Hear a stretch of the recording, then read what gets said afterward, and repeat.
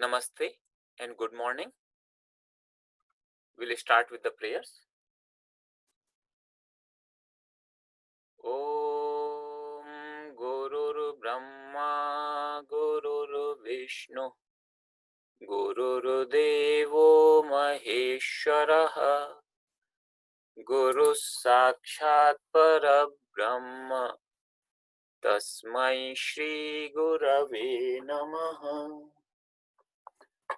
Om Sahana Vavatu Sahanau Bhunaktu सह वीर्यं कर्वावहै तेजस्विनावधीतमस्तु मा विद्विषावहै. ओम शांति शांति शांति. Now Mahamrityunjay mantra 3 times to pray for those who are in suffering. We'll do it together. Om Trayambakam Yajamahe सुगंधिं पुष्टिवर्धनम् उर्वारुकम् इव बन्धना मृत्योर्मुक्षीयमामृतात्. ॐ त्र्यम्बकं यजामहे सुगंधिं पुष्टिवर्धनम् उर्वारुकम् इव बन्धनात् मृत्योर्मुक्षीयमामृतात्. ॐ त्र्यम्बकं यजामहे सुगंधिं पुष्टिवर्धनम् उर्वारुकम् इव बन्धनात् मृत्योर्मुक्षीयमामृतात्. ॐ शांति शांति शांति.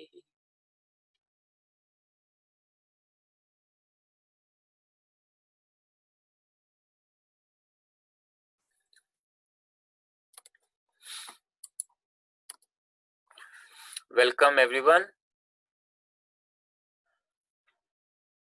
Last time we did the samasa, the compound words, and we have already done 2 types of samasas. Dvandva samasa and Tatpurusha samasa.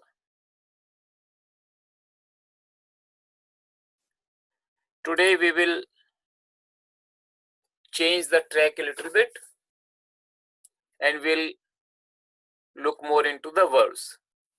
As you know, verb is a very important concept in Sanskrit, and it has been quite some time. Actually, in this Sanskrit 2 course, we haven't yet looked at the verbs.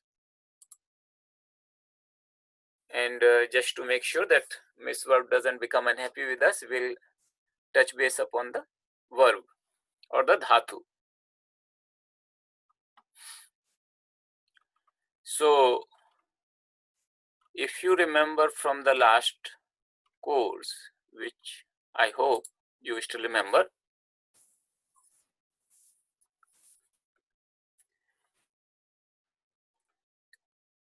we have these kind of things in the verbs. So verb is the central part of a Sanskrit sentence. We have suffixes called pratyaya. We have prefixes called upasarga. We have tenses and moods. So kala is the time, the tenses, and mood is artha. We have root classes called gana. We have transitive and intransitive verbs, sakarmaka and akarmaka. We have voice, active voice, passive voice. In Sanskrit, there are 3. They are called prayoga and secondary verbs. So we'll see some of these aspects today. We'll go into a little bit more detail today, some of these aspects, particularly related to root classes. In the last time when we did verbs in Sanskrit 1 course, We discussed about root classes, but we did not go into much detail. So today is the opportunity. We will go into a little bit more detail on the root classes. So just to revise a little bit, there are three types of verb endings: Parasmaipadi, Atmanepadi, and Ubhayapadi. Ubhayapadi means that the verb takes both the endings. So actually there are only two types of endings, Parasmaipadi and Atmanepadi, and there are certain verbs which are Ubhayapadi, means they can take both types of endings. What does that mean is, when a verb is Parasmaipadi, when you make the verb conjugations in different tenses, it has certain endings. When a verb is of the type Atmanepadi, then when you make the tenses, it has a different set of endings. So the forms are different in Parasmaipadi and Atmanepadi. What are those forms? So these are the forms in the Lat Lakara, in the present tense. In the Parasmaipadi, we have Ti, Taha, Anti, Si, Thaha, Tha, Mi, Vaha, Maha. And in Atmanepadi, we have Te, Ite, Ante, Se, Ithe, Dhve, I, Vahe, Mahe. Example of Parasmaipadi, Dhatu Rupa: Gacchati, Gachatah, Gacchanti, Gacchasi, Gachatah, Gachatha, Gacchami, Gacchava, Gacchama. So all these we have covered in quite a bit of detail in the last course. This is just to sort of give you an overview what all we did. So, and similarly we did for Atmanepadi also.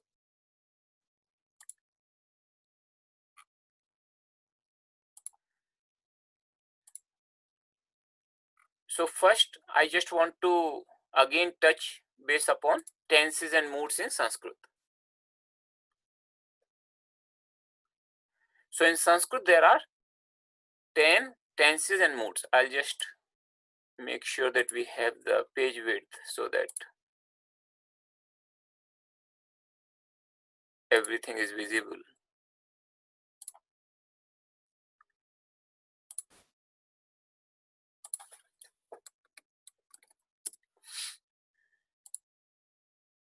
Yes. Okay. So we have these many tenses and moods. So tenses are present tense,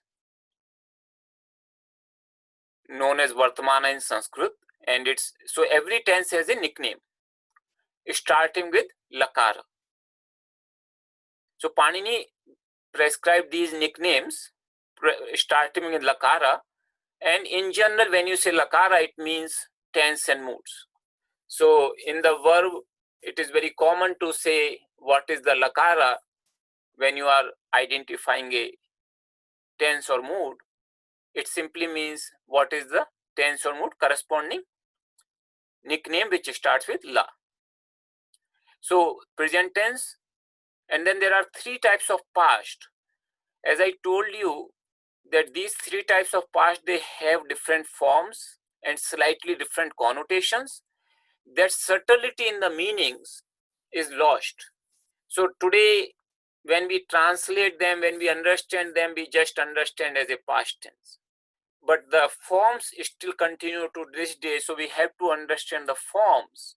But as far as the subtlety of the meaning is concerned, that is practically lost. So three types of past tense.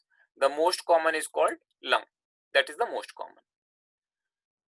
There are two types of future. Just like in the past, the subtlety of the meaning is lost, only the forms remain. Similarly, for the two future tenses, the forms remain, but the subtlety of the meaning is lost. So lut is the future tense.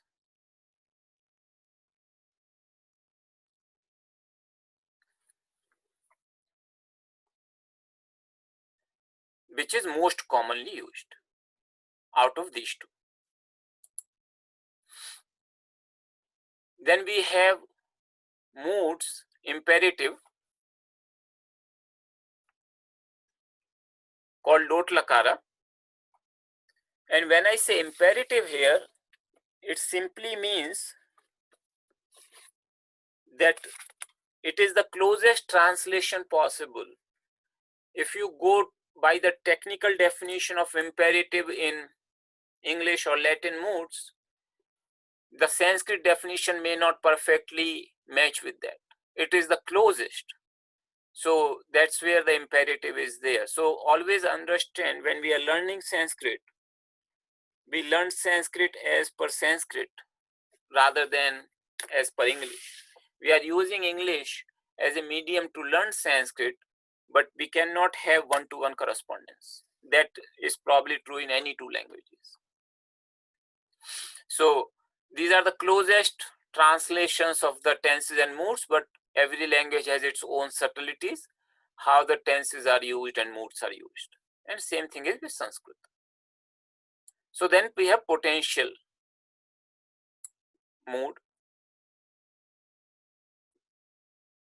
And then there are two others, conditional and benedictive, Lung and Ashirling. So Ling has two varieties, Vidhiling and Ashirling, both are called Ling. So that's how they starts with Lakara. But within Ling there is you can say two categories. We are listing them differently. And then there is finally late. So this one has been, as you can see, in a different color pink. And the reason why I have put in this color, because we will not be covering this tense or this mood is no longer applicable in the classical Sanskrit literature. It's only for the Vedic literature. So if you are trying to study Vedas, then this mood is the right thing to learn. But that's not our objective. And when I say classical Sanskrit, it covers most of the scriptures we study, including Gita, Ramayana, Mahabharata, Puranas. They are all not Vedic and they do not use this tense. So we will not study this tense. Now, if you look at other tenses, there are 4 of them which are highlighted in yellow. These 4 are called Sarvadhatuka lakaras. Sarvadhatuka. This is a technical term. When it refers to these 4 tenses, these 4 lakaras. So Sarvadhatuka is the term for these 4, and remaining the word is Ardhadhatuka. We'll come to that word later. Just understand that these 4 are known as Sarvadhatuka. This is just the name in Sanskrit for these 4 lakaras. So what are these 4? Present tense, Vartmana, one type of past, Lang, and these 2 moods. Why are they classified like that? Because their forms have a certain logic. So when we derive the forms of these lakaras versus the other 6, there is a clear distinction of logic. And therefore, these 4 lakaras are categorized separately than the other 6. And today we'll see a little bit more detail. What are those peculiarities associated with the forms related to these 4 lakaras? These 4 lakaras we have done in fairly good detail in the Sanskrit 1 course. But today we'll go a little bit more deeper into them.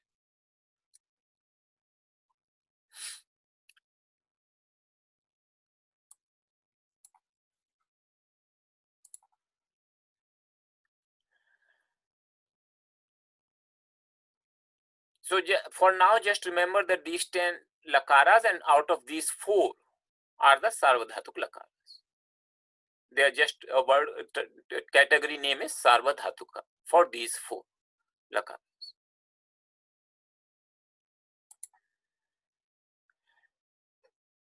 Then there is something called verb classes. All the roots in Sanskrit, if you remember, almost all the words are derived from certain root words.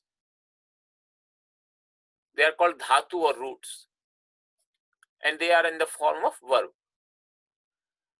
So this verbal root classes, all the verbs are categorized into the 10 classes. Again, the question arises that why the verbs are categorized into these 10 classes. So there are about 2000 total roots. So verbal root classes, that would be more appropriate to say. So why are they categorized like that?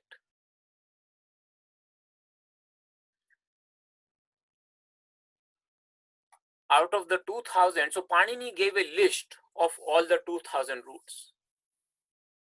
It's called Dhatu Kosha. It's collection of all the roots. So he has given the root, certain information about the root, and the meaning of the root. One of the things which he has done is that he has divided all the roots in these 10 classes.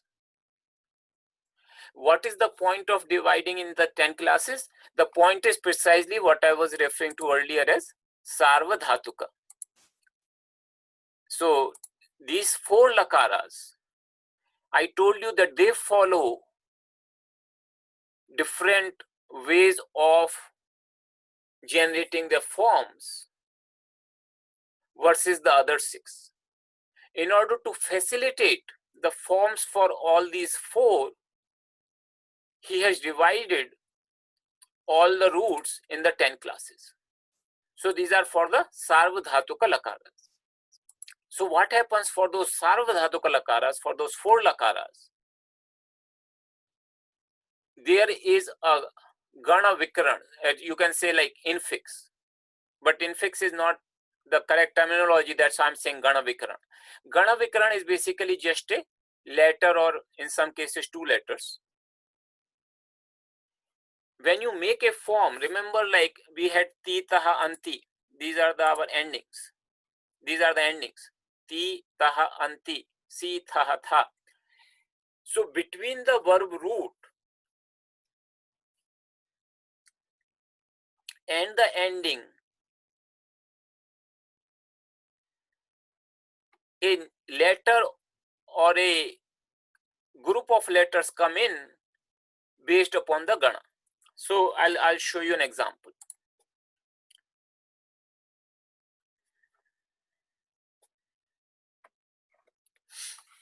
So we know that Vad is a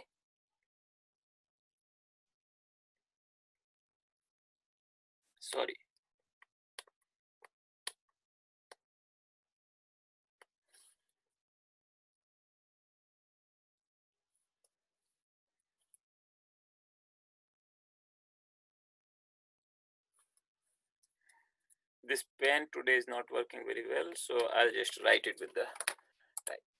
So here, so Vad is a root, and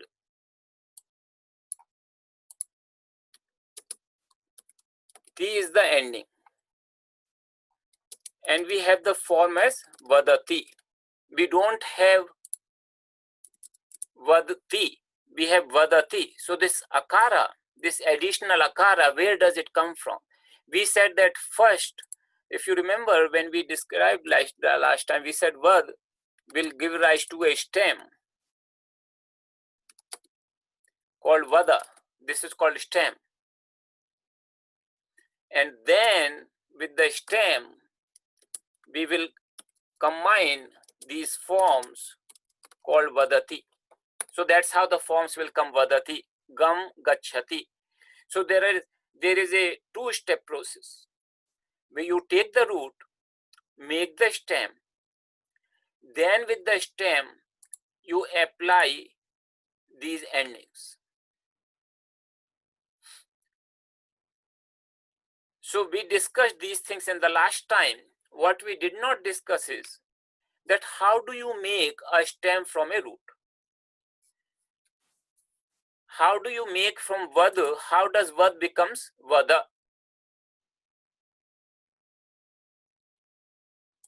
We did not discuss that part.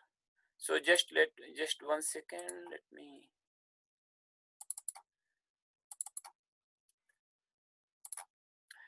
So we did not discuss that part, that how does root turn into the stem. And this is what the ganas are for, these classes. So what they do is they show you that how to convert a root into a stem. And based upon, so these are the suffix gana vikarana for the root. But so with the root, if you apply these vikarana to the root, it helps you to make the stem. And once the stem is made, then you put that stem and with these endings. So that way you don't have to memorize. If you understand that process, you don't have to memorize the verb forms. You can understand the process for one, and then you can really have the forms ready for hundreds of verbs. And that is the beauty of Panini's structure. That memorization part is really not so much. Whatever we are memorizing is simply because we have not yet gone into the details of all the rules. If you truly have the opportunity to understand all the rules, what Panini has provided, then only those rules have to be remembered and its application, and we really don't have to remember any of the tables. But because that requires a lot of advanced study, we are starting with some sort of tables to memorize and then understand and then go to those rules. So today is an opportunity. So I'm telling you something today which is directly related to Panini rules, and that shows you that how much power does those rules have, and it allows you to understand how the forms are generated, not just simply memorize. So the root changes into the stem, and stem changes into the final form, vadati.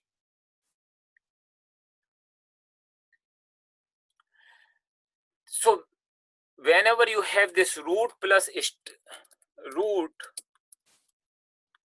giving rise to stem, and then stem giving rise to final form. So the lakaras, the sarvadhatuka lakaras, you see, I told you those 4 lakaras. These are called sarvadhatuka. So that's why they are categorized separately, because they go through this 2-step process. In order to generate the forms for these 4 lakaras, they go through this 2-step process. Root changes into stem, and stem changes into final form. That's why these 4 lakaras are categorized separately. Now the logic, how the root changes into stem, is that's the reason why the verbs are classified into the 10 classes, 10 ganas, 10 groups. That this verbal classification of roots in 10 ganas tells you that how the root gives rise to the stem. That is the main purpose of classifying the roots in 10 classes. And this is very important, because that helps you to understand that how the root gives rise to the stem. And once you understand that, then how the stem gives rise to the final form, that's another step to understand. So for taking care of the first step, you divide all the roots in the 10 classes. So we have those 4 lakaras, we call sarvadhatuka lakaras, because they go through this 2-step process to generate the final form. And in order to complete the first step, we divide all the roots in the 10 classes. So I hope that part is clear to you, that why do we have 4, there is a classification of lakaras into Sarvadhatuka and Ardhadhatuka, and then we have classification of all the roots in the groups, these 10 groups, 10 classes. They are called classes typically. So how are these classes named? So these are the 10 classes named. He has given the first root of every class, Panini. So Bhu becomes Bhwadi. That means Bhu Adi. If you do the Sandhi, Bhu Adi, it becomes Bhwadi. It simply means Bhu, etc. Adi means etc. or starting with. So starting with Bhu. So it's a very unimaginative name of classes. The class name is simply saying that because it starts with Bhu, I have just said that it starts with Bhu. That's the name of the class. So Bhu plus Adi becomes Bhwadi. If you remember Sandhi rules, U becomes Va, Ukara becomes Bakara, and Bhu plus Adi becomes Bhwadi. Similarly, Ad, Adadi, Who. Here is a slight difference in the third class because we don't say Huadi, we take the third person singular form and say Juhotyadi. So this is you can say an exception of naming of the class. Probably for the sake of clarification, I think that's what I adopted. If you say Huadi, it might be finding confusing with Huadi. So maybe because of that, they have changed it to Juhotyadi. Then Divadi, Div is the first root of the fourth class. There is no particular logic which is the first root of the class. It is just that some root will be the first root. So Div happens to be the first root as Panini classified. So it's called Divadi. Then Su, Swadi, Tudadi, Rudh, Rudhadi, Tan, Tanadi, Kri, Kriyadi, Chur, Churadi. So when you look at the dictionary, it tells you for a given root which class it belongs to. So it can tell you by the class number or the class name. Generally, it gives you the number, but sometimes when you read the commentary of the commentators, traditional commentaries of Sanskrit commentators, they specify the class name, not just the class number. So, but at least if you understand the class number, most of the dictionaries will tell you the class number. So you will know which class does the root belong to. And this is the third person singular of Lat Lakara form.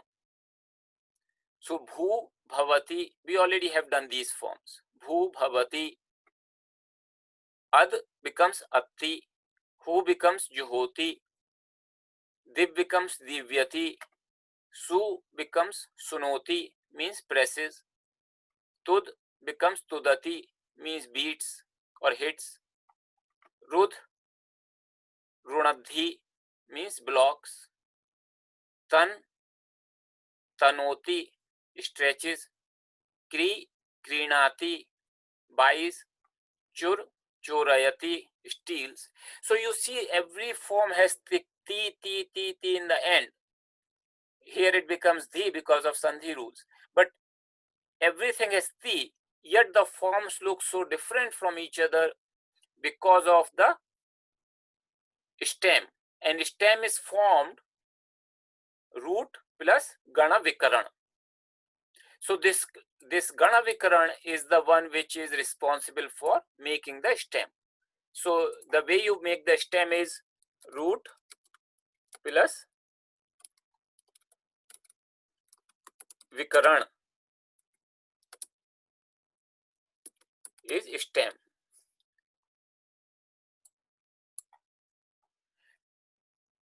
When I say root plus Vikarana stem, there are certain other rules which come into play. It's not simply just you apply the Sandhi and make the stem. There are some other rules also come into play when you make the stem from the root. And those rules differ by the classes sometimes. Sometimes they will differ by the specific verb. Panini has given the rule sometimes for a specific verb that how to make the stem for a specific verb. Sometimes they will differ by within the class, within the number of roots, let's say for example, there are 1079 roots in the first class. Within that, he has created a subgroups, and he says for this subgroup, this rule would apply for making the stem. So those rules are quite complicated, and it's not always straightforward that you can make from root the stem. But in good number of cases, those rules are very few, and it's easier to understand those rules and make the stem. But it will, just to understand, it will not apply to all the verbs. So these are some of the rules, and I'll explain what are those rules are. Then these are the number of roots in the different classes. So total I said about 2000, so 2042 roots. This is not the exact number. When I say this is not the exact number, it means what? When you say it's not exact means what? It simply means that Sanskrit is a very old language. We have thousands of manuscripts of different giving you the roots and the different number of roots, and they don't all tally with each other. That's why I'm saying it's not exact. Different manuscripts differ in terms of what is the number of roots in a given class. So because of that, this is sort of an estimate. Some people have different estimates, going through all those manuscripts, and in general, it's kind of, we understand that it's about 2000 roots, but the exact number may vary in different manuscripts and correspondingly sometimes in different books. But it will not be too different. It's just for your information. You really don't have to bother about that part. How many roots? Just understand that the biggest class is Bhuadi, the first class. It has more than half the roots, and that's a good news, because this is considered one of the easier classes to make the stem.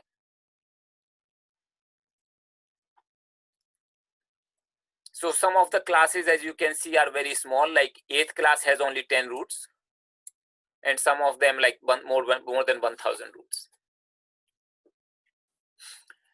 Now out of these, I have highlighted 4 classes in yellow. Why these 4 classes in yellow? So all these 4 classes has a characteristic that when you make a stem from these, for these 4 classes, the stem is a akaranta stem.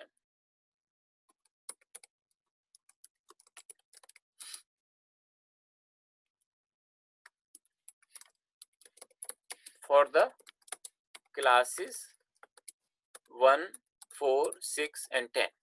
So these 4 classes 1, 4, 6, and 10, they get the akaranta stem, means the stem has the final letter as a, short a.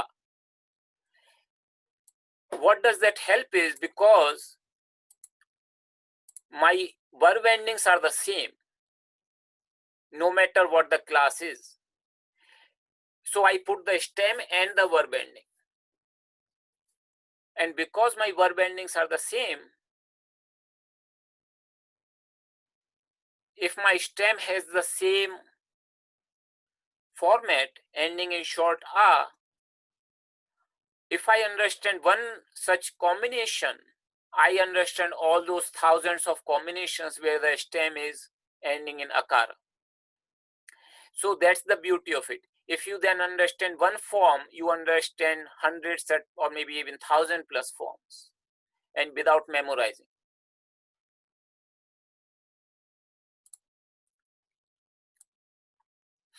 So I'll focus on the rules of these 4 classes, how to make the stem for verbs belonging to these 4 classes. Okay, so that will give you a lot of impetus to understand that how are we making the stem. So once the stem is made, the final form is very easy. We have already seen that.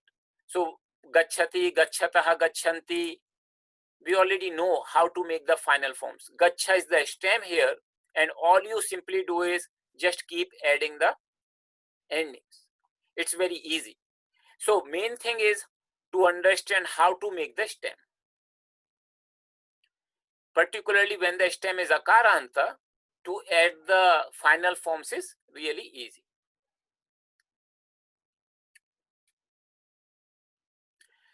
So that's why these 4 classes are considered special cases, simply because they make it very easy. Once you understand how to make the stem, to make the final forms is very, very easy. So how to make the stem?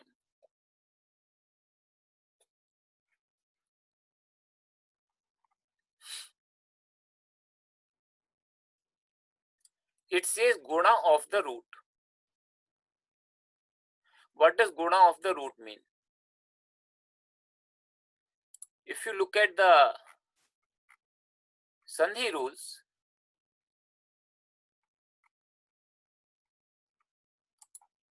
there is a guna Sandhi. So akara is followed by ikara, okara, or rukara becomes a, o, and ar. These letters, ekara, okara, and ar, these are called guna.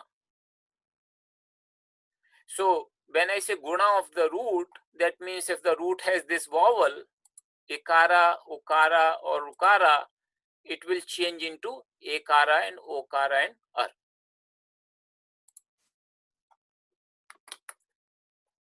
That's what the guna is. Guna. So guna of the root means last vowel or penultimate short vowel. So if the root has last vowel in ikara, okara, or rikara, or penultimate short vowel, it will change into the guna letter for making the stem. So let's see an example. We have this dhatu called bhu. And here in order to make the stem, I'll add the akara, bhu plus a. That will be my stem. So now the step is that okara will have the guna. It's the last vowel. So either it should be last vowel or penultimate, means one before the last. So it is the last vowel. And if you go by this slide, okara, it refers to both, either short or long. It has the guna letter as O.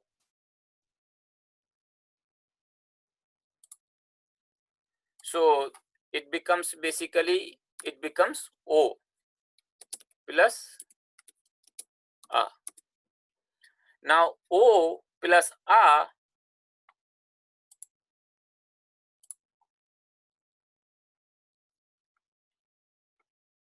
here there is a special case, Purva Rupa Sandhi, Ekara and Okara. If it is followed by short akara, the akara is elided here. So this part does not apply in this case. Only this one applies.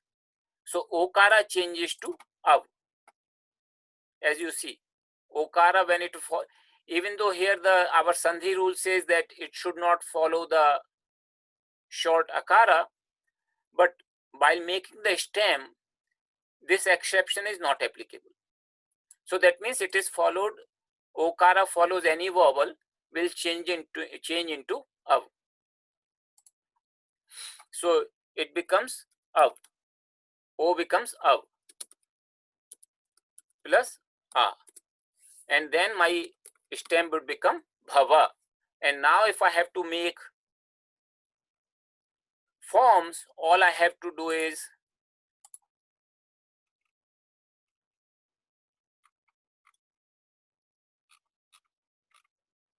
add these endings. Bhavati, bhavatah, bhavanti, bhavasi, bhavatah, bhavatha, bhavami, bhavava, bhavam. So once I know the stem, I am good to go to make the forms. So this is the process. And it's really not difficult process in this class. In some other classes and some other routes, there may be more steps involved. But here it's not the case. So that's how the first class works. Fourth class, it adds ya. So div, you will think it should become divya. There is no guna here. So there is no additional rule. And remember, this bhu plus a guna is only for the last vowel or penultimate short vowel. But when we have something like vad plus a, the penultimate short vowel is akara. There is no akara for guna except akara itself. In that case, the stem is simply vada. That's all. So it doesn't have you. It's not that you have to apply guna every time. Whenever applicable, you have to apply guna. So it becomes vada, and then again the forms will become vadati, vadataha, vadanti, like that. So in many cases, all you have to do is just add the akara to the root, and the stem would be ready. Main thing is that stem needs to be understood before you apply the endings. In case of div, here you simply add the yakara. Now there is a special case here. Div becomes div, so it becomes divyati, but that's not the general rule. That's a rule which applies to only a very few roots, and div happens to be one. But normally you will not elongate this letter. You will just add ya. So the stem would be ready. For example, man, if man is the root belonging to class 4. So all you have to say man plus ya, and my stem would become manya, and that's it. Manyate, it's a atmanepade form. So I'll say manyate, manyete, manyante, like that. Tud, the vikarana is akara, and again there is no guna here. So if I have to do tud, so tud plus a, and it becomes tuda. So tudati, tudataha, tudanti, like that. So this is also fairly simple. And if you look at the 10th class, here it's aya. So chur, aya. Here the guna takes place of the penultimate short vowel. In the first class, it is the last vowel, whether short or long, or penultimate short vowel. Here it's the penultimate short vowel, not the last vowel. So in case of chur plus aya, so ukara becomes guna, penultimate short vowel. It's a penultimate short vowel. So it becomes guna. That means what? That means o. And it becomes a choraya.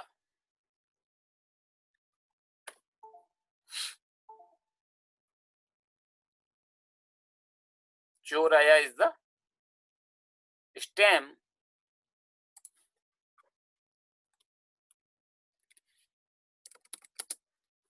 and it becomes chorayati, chorayataha, chorayanti, like that. So this is the important part. You just understand how to make the stem, and you are on your way to make a good number of verb forms.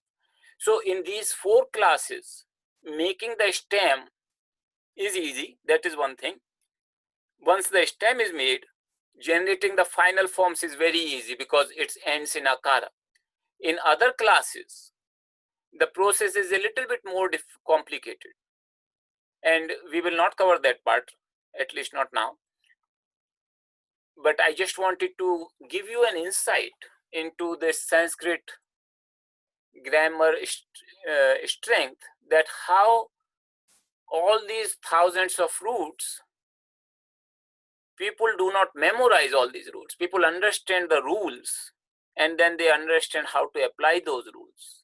And of course, as you use more and more forms, they will get into your memory. That happens naturally, but not like you have to mug up all the verb forms. You can just memorize 1 or 2 tables to get a feeling of it. And once you understand, then these rules are what gives you the strength to understand many more forms. So with this, I just want to understand that if you follow this, and or if there are any questions. So I'm just reading the questions for you from your chat box.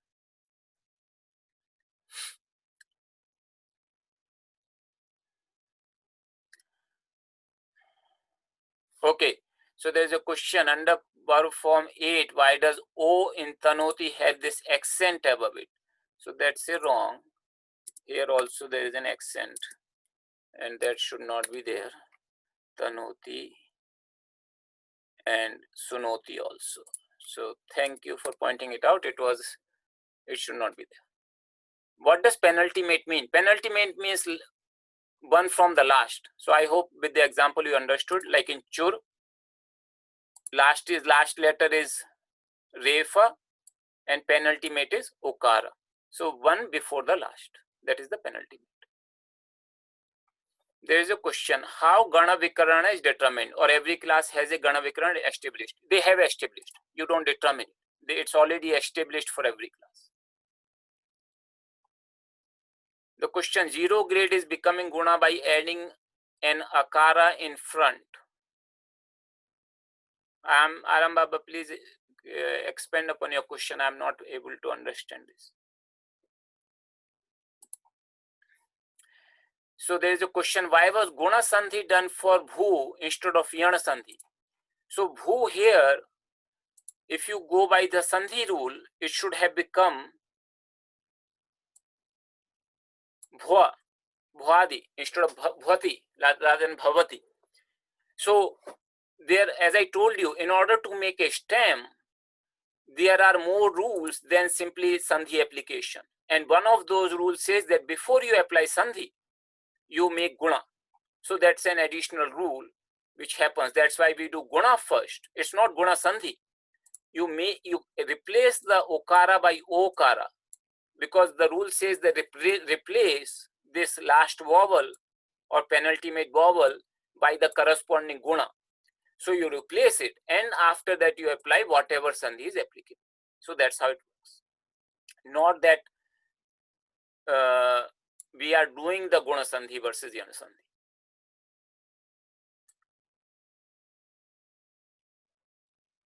So there is a question, can you please explain one class a bit more?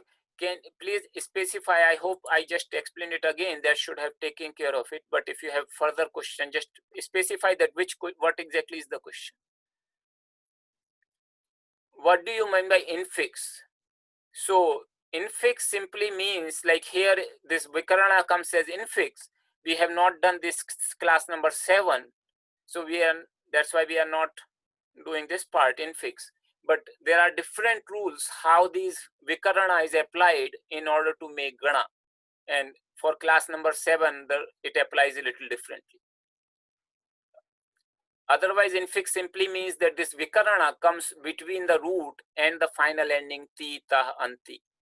So some people call this Vikarana as infix, but that's not the best terminology. So I would prefer Vikarana, Gana Vikarana. And it's better to use Sanskrit terminology anyway to understand the Sanskrit language.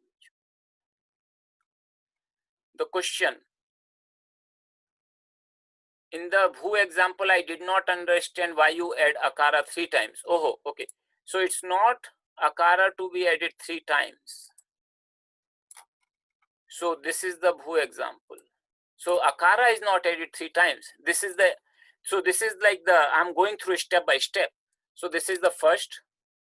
In the first step, I'm saying we add the Akara. In the second step, Okara changes to Okara, and Akara is still to be added. It has not yet been added.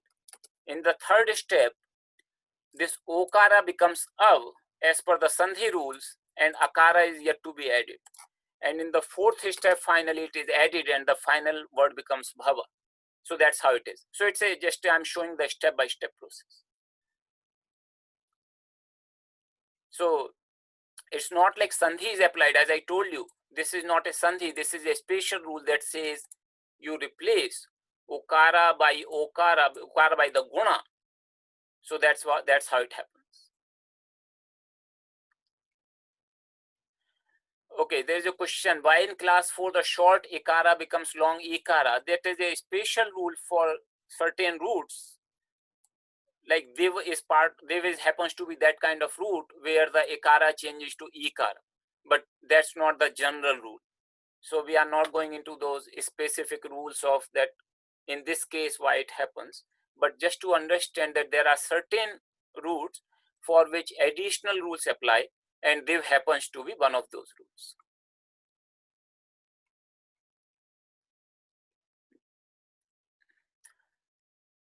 So akara plus okara is okara, that is the guna. So, okay. So here, this step 1, here this step replace the final vowel by corresponding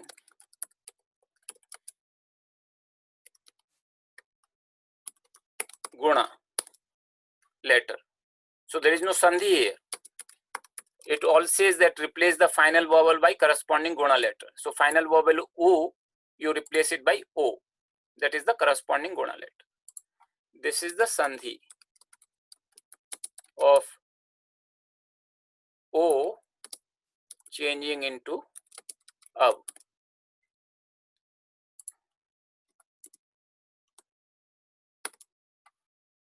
And this is the final form. I hope this is clear to you now. Why is 7th class not part of this group? What do you mean 7th class not part of this group? Because you are saying it's nakara, it should end in akara. It does not. There is a special rule in 7th class because of which the stem does not end in akara. So even though the Gana Vikarana says na, and it seems like it should become akara, but the way the stem is made, it does not end in akara. That's why the 7th class is not part of this group. Does Dhatu Kosha list the root class? Yes, it does. How do you know which root belongs to which class? Generally, dictionary tells you that information. So for example, here, this is the dictionary, Apte dictionary. This link is included in your in the additional links I had given in the document. So here, for example, if I use the word vad and I search, and I'll search in the Roman Unicode just to make sure that everybody understands. So vad, vadati, so it says class 1 parasmaipadi. So you see this is the root class 1 parasmaipadi. So that's how it tells you that this is. And if I say div, then it shows you that 4th class parasmaipadi. So it belongs to 4th class and it's a parasmaipadi. The form is divyati. So dictionary is very helpful. You start seeing it and you'll find that it provides a lot of good information.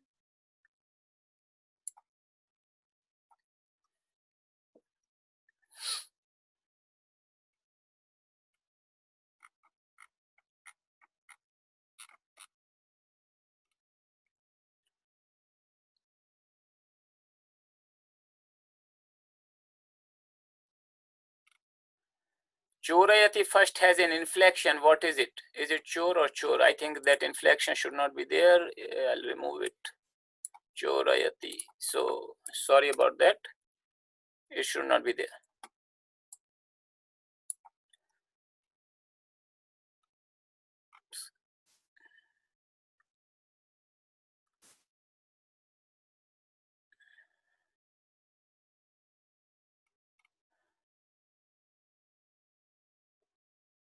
So class 10 in the steps, again here is the same thing. You basically have only this step is the main step here. So guna replace penultimate vowel by corresponding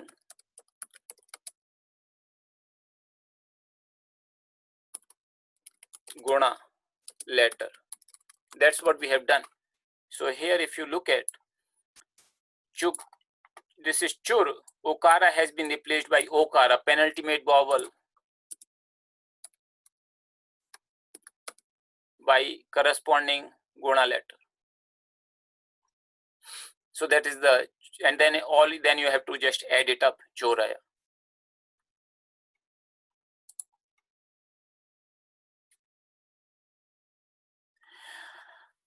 All right.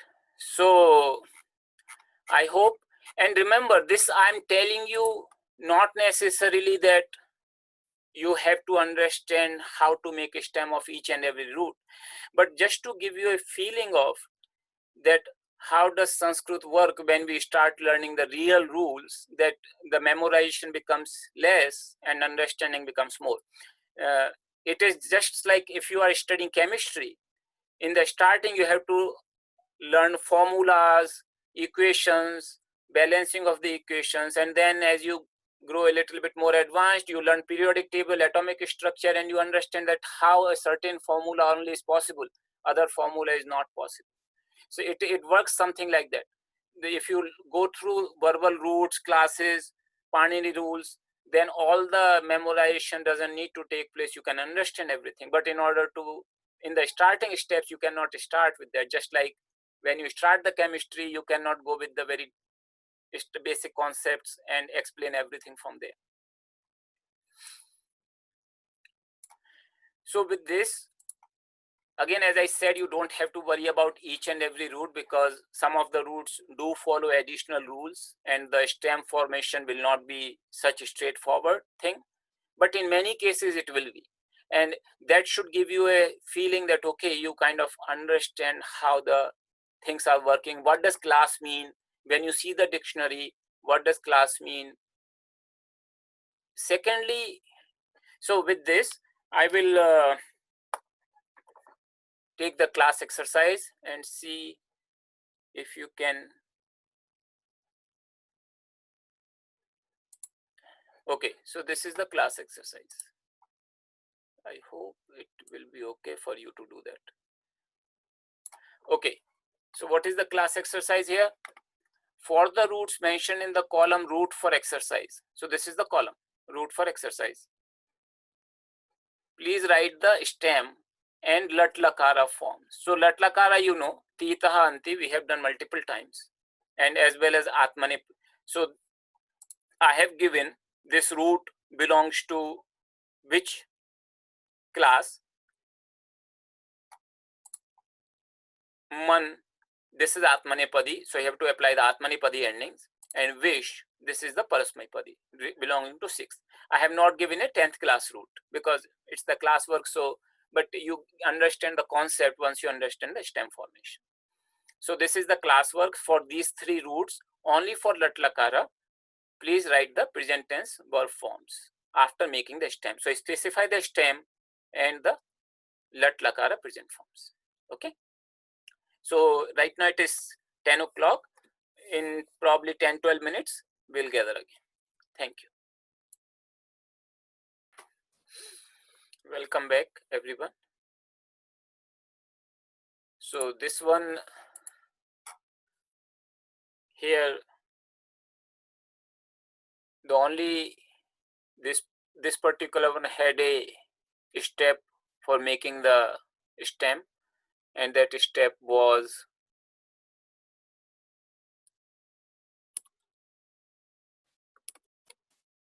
shuch plus akara, and here the penultimate vowel, it's ukara, it will get replaced by guna letter. Guna is okara,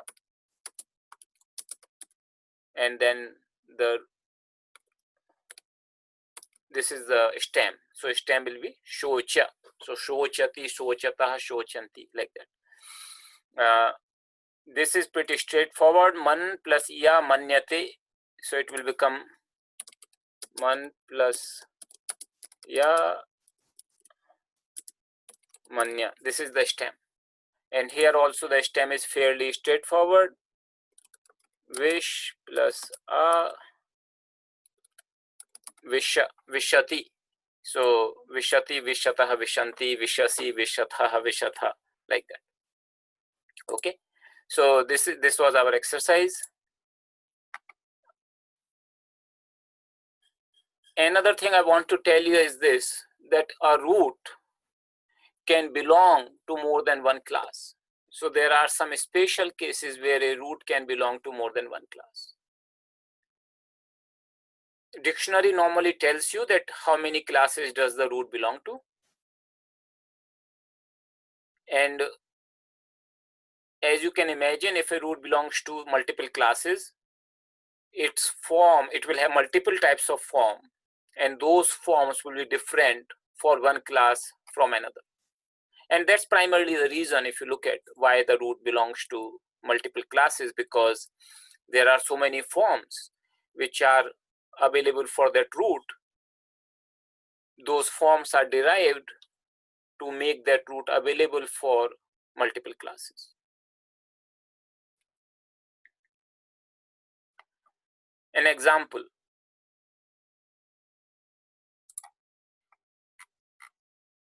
the root with, very common, very frequently used root, with. It belongs to class 2 in Parasmaipadi. It means to know, understand, learn, find out, ascertain. And its form is Veti. We haven't done the second class one. I just wanted to tell you that it belongs to second class and its form becomes Veti or Veda.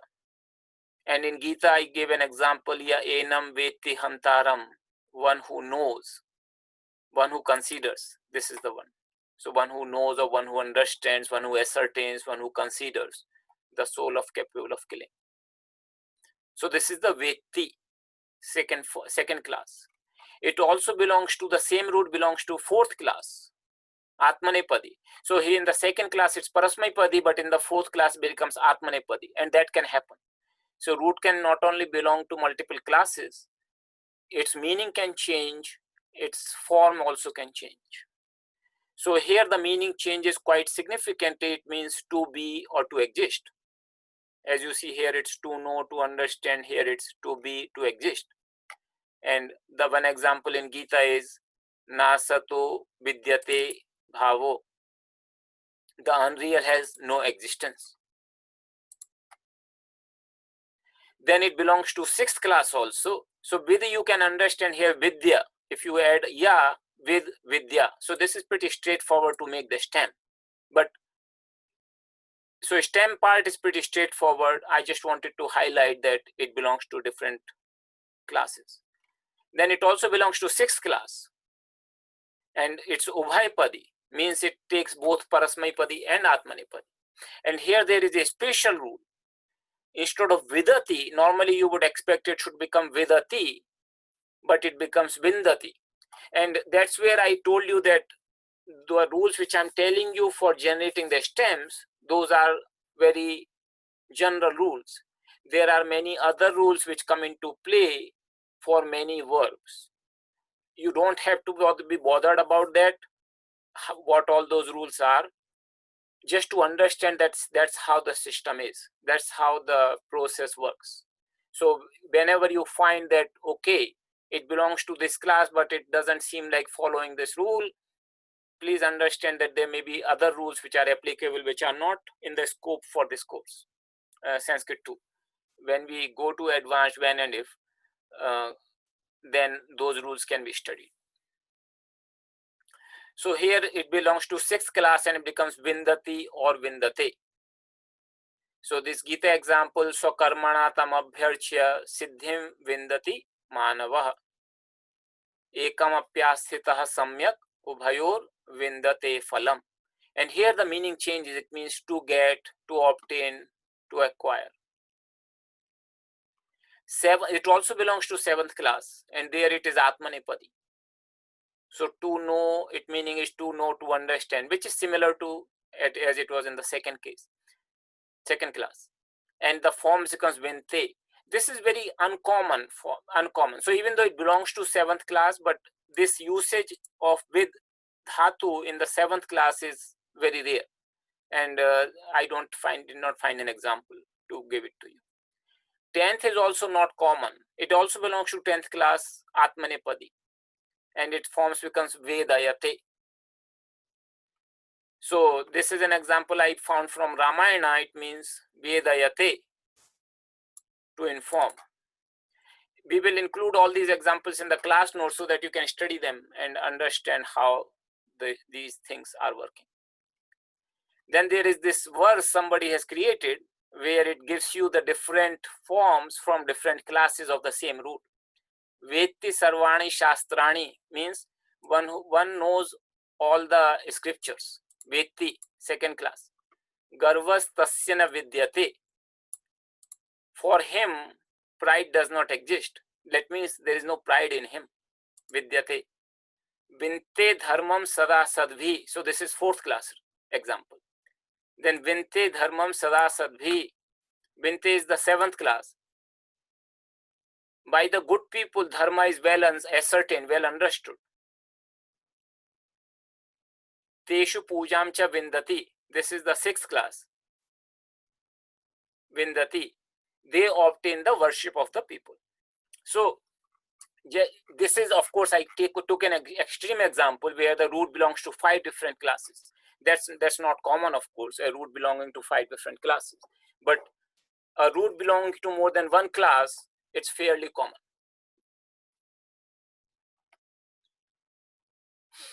So they just wanted to highlight this example so that if you come across that a root may be saying this class and you see in dictionary and you might find another class, then you know that a root could belong to multiple classes.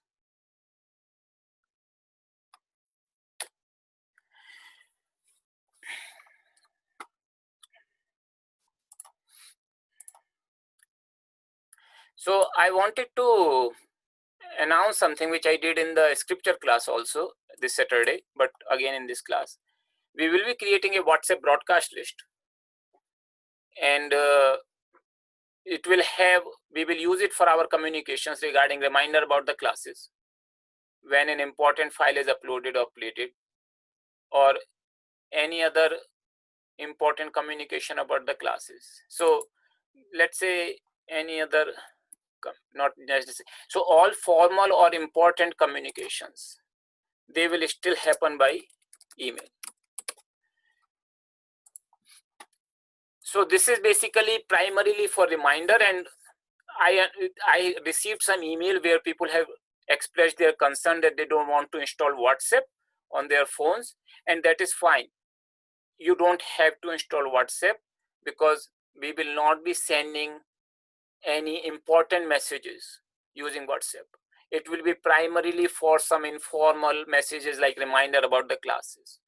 You can always set up your own reminders. We do not change the Zoom meeting information. So suppose Zoom meeting information is changed, let's say for whatever reason, that we will inform by email. We will not inform just by WhatsApp. We will inform that by email. Or if the class schedule changes, let's say we are not going to have a class on a particular Monday or Saturday, then we will inform that by email. So even if you are not receiving WhatsApp communication, it's not going to have, if you do not want to install, that is fine. We understand that there are concerns for some people, but those who are already using WhatsApp and don't have any particular concerns about using WhatsApp, they can register for this WhatsApp and can start receiving these messages. So none of the very important messages will be by WhatsApp. It's primarily just like when we upload the video file or class notes file, you can always check the directory. So we can just put a one-liner message on WhatsApp that this file is uploaded or this file is updated, so that you can go and check that file. But nothing of very important nature we will communicate by WhatsApp. In order to receive the message, you have to join this list. So you have to create ourselves as a contact.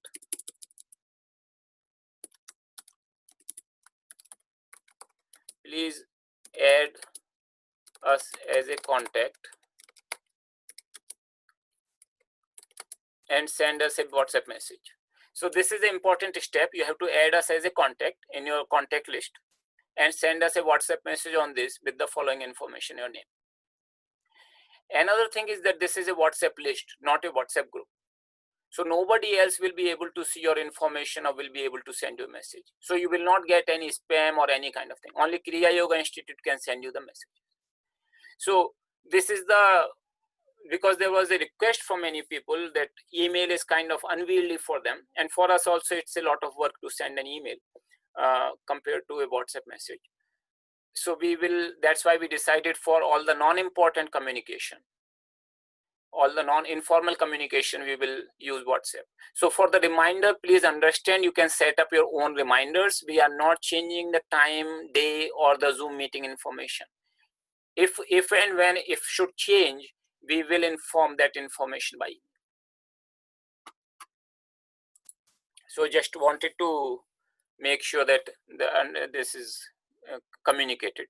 So you can note down this number and add us in your contact list and send us the information that you are interested in receiving WhatsApp messages and your name.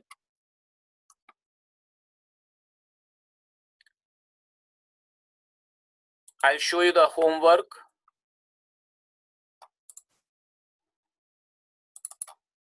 We will upload the homework in your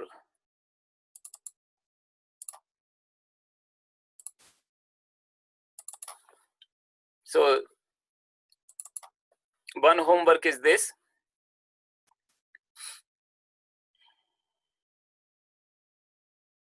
That we are asking you to write the stem, that the third person singular form in all the 4 lakaras. We have done all these 4 lakaras already.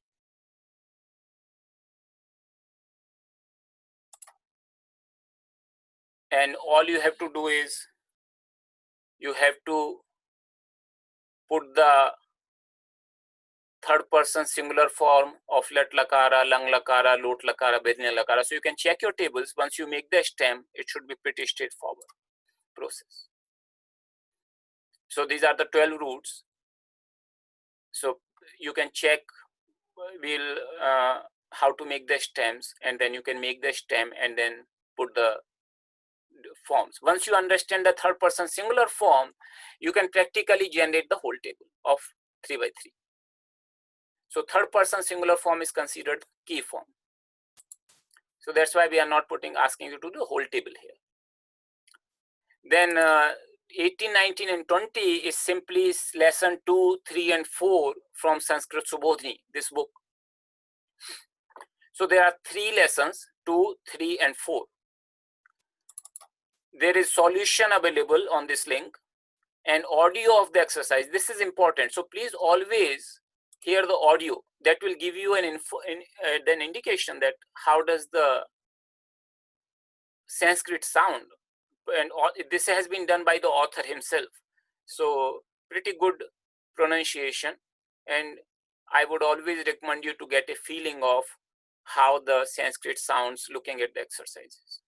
So these 3 chapters do not cover a lot of ground. We have already done them in our Sanskrit 1 course. This will go as a revision for most of you, but still please do that and submit these exercises. Let me just see the questions if you have any in the chat box.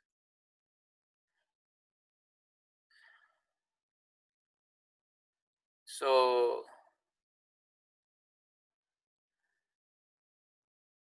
there is a question, why Vish does not become Vesh? So if you look at why Vish does not become Vesh, because in the Vish belongs to 6th class, and 6th class we do not have this rule of guna. The root simply adds the akara and it becomes the stem. That's why Vish does not become Vesh, because it belongs to 6th class. If it were belonging to 1st class, it would have become Vesh. Then there's a comment, thank you, Baba. I'm surprised and happy that I'm able to do the classwork correctly. Thank you for detailed explanation. I'm happy that you are able to do that. And it also reflects that you are sincere and you are putting your hours to solve the exercise and do the lessons. So that way the understanding becomes better when I'm explaining in the class. There is a question, can we still access Sanskrit 1 notes in the repository? Yes, you can. You can still access the videos and notes in the repository of Sanskrit 1 course.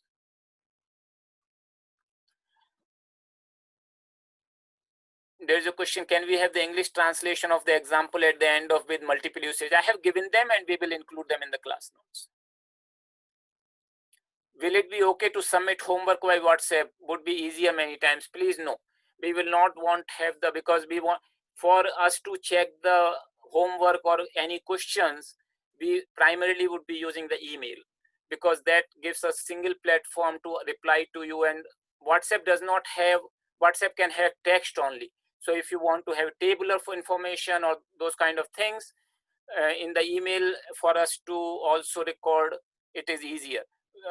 I can sometimes, if I feel it's more convenient, I can respond to you by WhatsApp by sending an audio message for a quick audio message kind of thing. But when you are submitting the exercise or questions, please use the email, not WhatsApp. There's a question. I see WhatsApp number used both for scripture and Sanskrit 2 class. I already sent in WhatsApp to add my name. Will I be added to both the classes communication groups? Yes, you will be. So whoever is a Sanskrit 2 class student, they will be added to both the lists. Those who are only attending the scripture classes, they will only be added to the scripture class. There is a comment, very good exercise. Thank you. Do we need to pay to access Subodhini audio link? No, we don't. You don't have to pay to access the audio link or the solutions link.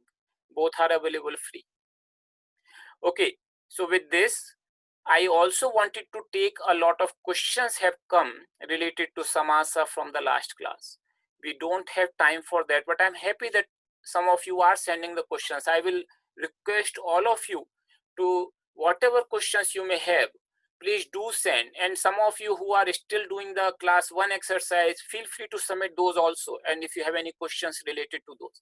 So any questions you have, please feel free to submit those questions. We will try to answer as much as possible.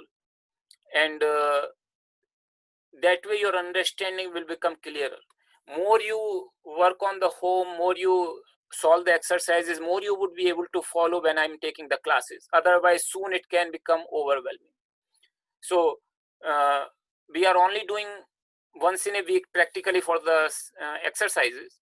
So it should not be a lot of work. Last time we had 3 classes a week. So that time I understood a lot of people had this complaint, a lot of homework. But now I'm not hearing any complaint, but then many of you are simply not submitting the homework, which I feel is going to be a bit difficult for you going forward, where you may not be able to grasp many of the concepts when we start explaining them. Can we see a screenshot of the OneNote pages? We will include this information in our class notes. So that way you will have the information in the class notes itself in a very structured format. So whatever I'm putting on the whiteboard or on OneNote pages, we include all that information in the class notes. Okay. So with this, we will close the class and with the closing prayers.